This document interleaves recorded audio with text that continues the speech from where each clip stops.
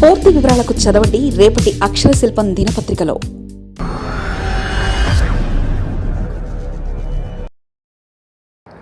అంతా పైపైన పలకరింపులేనా? కూటమిలో క్షేత్రస్థాయిలో ఆధిపత్య పోరు, కదలి ఘటనతో బట్టబయలైన విభేదాలు, సమన్వయ లోపంతో సతమతమవుతూ నామినేటెడ్పై అసంతృప్తి జ్వాలలు.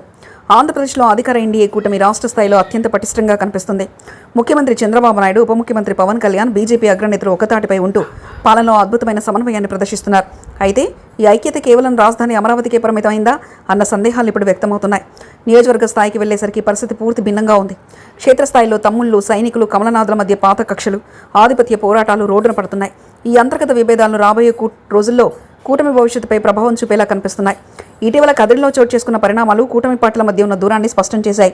ఆధ్యాత్మిక కార్యక్రమాలపైన రథోత్సవాల్లో పాల్గొనే విషయంలో బీజేపీ నేత విష్ణువర్ధన్ రెడ్డికి అనుమతి లేదంటూ స్థానిక ఎమ్మెల్యే అడ్డుకోవడం, ఆయన గృహ నిర్బంధం చేయడం రాజకీయ వర్గాల్లో పెద్ద దుమారాన్ని రేపింది. కేవలం రాజకీయాలే కాకుండా సామాజిక, ఆధ్యాత్మిక వేదికలపై కూడా ఒకరిపై ఒకరు ఆధిపత్యం ప్రదర్శించుకోవాలనే తపన కూటమి నేతల్లో కనిపిస్తుంది. ఇది కేవలం ఒక నియోజకవర్గానికే పరిమితం కాకుండా నిడదవోలు, తిరుపతి వంటి అనేక ప్రాంతాల్లో హైపర్ లోకల్ పోరుగా మారి బహిరంగ విమర్శలకు దారితీస్తుంది.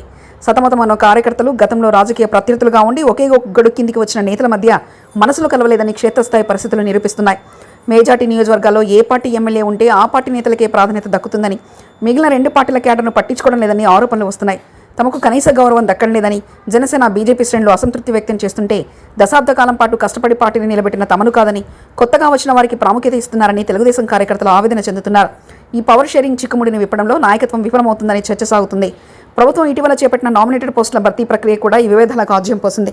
తమ పార్టీకి తగినన్ని పదవులు దక్కలేదని కొందరు, తమ అనుచరులకు అవకాశం రాలేదని మరికొందరు నేతలు లోపల రగిలిపోతున్నారు. ముఖ్యంగా కింది స్థాయి కార్యకర్తలకు గుర్తింపు లభించకపోతే అది రాబోయే స్థానిక సంస్థల ఎన్నికల్లో పార్టీలకు గట్టి దెబ్బ కొట్టే ప్రమాదం ఉంది. ఇతర పార్టీల నేతలు ఎక్కడ తమ నియోజకవర్గంలో పట్టు పెంచుకుంటారో అనే ఆందోళనతో స్థానిక ఎమ్మెల్యేలు ఇతర కూటమి నేతలను తొక్కిపెట్టే ప్రయత్నం చేస్తున్నట్లు విశ్లేషకులు భావిస్తున్నారు. కూటమిలో ఈ విభేదాలను ప్రధాన ప్రతిపక్షం వైఎస్ఆర్ కాంగ్రెస్ పార్టీ తమకు అనుకూలంగా మార్చుకుంటుంది. ప్రభుత్వంలో ఐక్యత లేదని, కేవలం ప్రభుత్వం కొరకే ఈ పార్టీలు కలిశాయని ప్రజల్లోకి బలంగా తీసుకెళ్లే ప్రయత్నం చేస్తుంది. ఒకవైపు ప్రభుత్వం అనేక అభివృద్ధి కార్యక్రమాలు చేపడుతున్నా ఈ ఆధిపత్య పోరాటాల వల్ల ఆ ఫలాలు ప్రజలకు చేరడమే లేదన్న విమర్శలు వినిపిస్తున్నాయి. రాష్ట్ర స్థాయి నేతలు ఎంతగా కౌగిలించుకున్నా నియోజకవర్గంలో నేతల మధ్య సయోధ్య కుదరలేదని ప్రభుత్వ ప్రతిష్ట దెబ్బతినే అవకాశం ఉంది. చంద్రబాబు నాయుడు, పవన్ కళ్యాణ్, బీజేపీ రాష్ట్ర నాయకత్వం వెంటనే జోక్యం చేసుకుని క్షేత్రస్థాయిలో పరిస్థితిని చక్కదిద్దాల్సిన అవసరం ఎంతైనా ఉంది. నియోజకవర్గ స్థాయి సమన్వయ కమిటీలను పటిష్టం చేసి మూడు పార్టీల కార్యకర్తలను సముచిత స్థానం కల్పించకపోతే ఈ చిన్న గొడవలు చిలికి గాలివానలా మారే ప్రమాదం ఉంది. కూటమి ప్రభుత్వం సాధిస్తున్న విజయాలను ప్రజల్లోకి తీసుకెళ్లాలంటే ముందుగా తమ మధ్య ఉన్న విభేదాలను పక్కన పెట్టి కలిసికట్టుగా సాగాలని రాజకీయ విశ్లేషకులు సూచిస్తున్నారు. మరిన్ని కథనాల కోసం సబ్స్క్రైబ్ చేసుకోండి మీ అక్షర శిల్పం.